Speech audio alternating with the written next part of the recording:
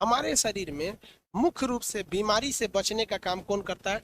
WBC। लेकिन WBC के अंदर कौन होता है? T cell. जैसे आप लोग अभी रेलवे जो बैच पढ़ रहे हैं, ये खान सर ऑफिशियल नामक एप्लीकेशन पे पढ़ रहे हैं, लेकिन इस एप्लीकेशन के अंदर पढ़ा कौन रहा है? एप्लीकेशन थोड़ी पढ़ा रहा है, पढ़ा तो रहे हैं आपको खान सर। उसी तरह से यहाँ भी समझिए कि बीमारी का काम, लड़ने का काम WBC करता है, लेकिन उसके अंदर होता है टी सेल। HIV एड्स नामक बीमारी इस टी सेल को ही खत्म कर देती है। जैसे टी सेल खत्म होगा, आपके शरीर से WBC खत्म हो जाएगा, आपके शरीर को कोई प्रॉब्लम नहीं होने वाली है। लेकिन याद रखिएगा, आप बीमार होंगे तो ठीक नहीं पड़ेंगे। बुखार होगा तो नहीं ये ठीक होगा, खांसी सर्दी हो गया, सोच रहा 2-2 साल खांसी ये रहेगा। कोई भी बीमारी होगी, आप ठीक नहीं हो सकते हैं, क्योंकि बीमारी को दवा ठीक नहीं करती है। दवा जो होती है वो इस टी सेल यानी WBC को बढ़ाती है और कहती है कि तुम मारो उसको। किसे कहती है? तुम मारो किसको? बीमारी को मारो। तो बीमारी से लड़ता है मेन हमारा WBC, और इसमें भी अगर मेन कहेंगे तो WBC का टी सेल। तो HIV का जो वायरस होता है वो किसको मार देता है? टी सेल को मार देता है।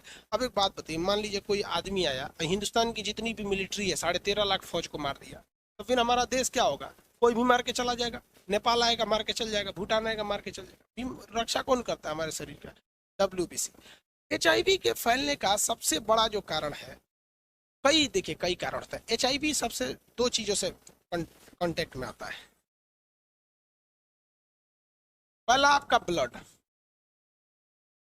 अगर किसी HIV मरीज है, HIV फैलने के लिए याद रखिएगा सबसे जरूरी है कि एक किसी ना किसी को HIV होना चाहिए, अदरवाइज में HIV नहीं फैलेगा। ऐसा नहीं है कि हमारा ब्लड किसी दूसरे में चढ़ गया या उसका किसी और में चढ़ गया तो मतलब इन्फेक्टेड हो गया, तो ऐसा नहीं। कम से कम एक व्यक्ति को HIV होना चाहिए, अदरवाइज में HIV नहीं फैलेगा।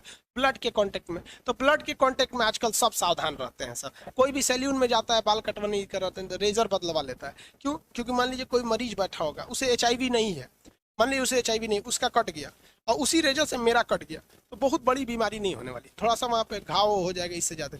लेकिन जिस कोई HIV वाला बैठा है और उसका कट गया, तो उसके ब्लड में तो WBC था ही, और WBC में क्या मिल चुका है आपका? हीम, उसमें HIV मिल चुका है, और उस ब्लड से हमको कट जाएगा तब हमें होगा। ऐसा नहीं है कि किसी के ब्लड से संपर्क में आ जाने से HIV हो जाता है, ऐसा नहीं है। कम से कम एक HIV का होना जरूरी है, तभी वो आगे में HIV दे सकता है। जैसे मान लीजिए किसी को कोरोना ही नहीं है, हम उसको ऐसे अपना ऐसे भाप दे दिए, तो उसको कोरोना थोड़ी होगा, या वो हमको दे दे हम उसको दे दे, नहीं होगा भाप। एक का कोरोना पॉजिटिव होना चाहिए ताकि दूसरे को दे सके, वैसे एक का HIV होना चाहिए तभी वो दूसरे को दे सकता है। तो पहला ब्लड हो गया। दूसरा होता है सेक्सुअल डिस्चार्ज के समय, जब 2 लोगों के बीच में सेक्सुअल रिलेशन होते हैं, शारीरिक संबंध बनाते हैं, तो अगर वो असुरक्षित है तो फिर उसमें क्या होगा कि जो सेक्सुअल डिस्चार्ज होते हैं, जो हार्मोन्स निकलते हैं सब, जैसे मेल में से निकलता है स्पर्म और फीमेल से निकलेगा आपका ओवम वगैरह, तो इस दौरान सबसे ज्यादा HIV के वायरस ट्रांसप्लांट होते हैं, एक दूसरे में चले जाते हैं। तो अगर किसी एक को HIV है तभी ना वो दूसरे को दे सकता है, अदरवाइज वो HIV दूसरे को नहीं दे सकता। आप देखेंगे बहु विवाह, मतलब एक व्यक्ति 2-2 महिलाओं से विवाह कर लेता है। मुस्लिम धर्म में इसका प्रचलन ज्यादा है, और बाकी लोग भी, कई लोग ऐसे कर लेते हैं। जैसे रामविलास पासवान जी, अभी उनकी मृत्यु हो गई, 2 पत्नियां थी। मुलायम सिंह यादव 2 पत्नियां थी। इस्लाम धर्म में तो आज भी बहुत ज्यादा इसका प्रचलन थोड़ा ज्यादा है अन्य की तुलना में। उनको HIV थोड़ी हो जाता है, क्योंकि किसी से शारीरिक संबंध बना लेने से कभी भी HIV नहीं होता। HIV होता कब है कि जब आप कभी भी असुरक्षित शारीरिक संबंध बनाते हैं ऐसे व्यक्ति से जिसे HIV है, तो जाके आपको HIV हो सकता है, अदरवाइज में नहीं होगा।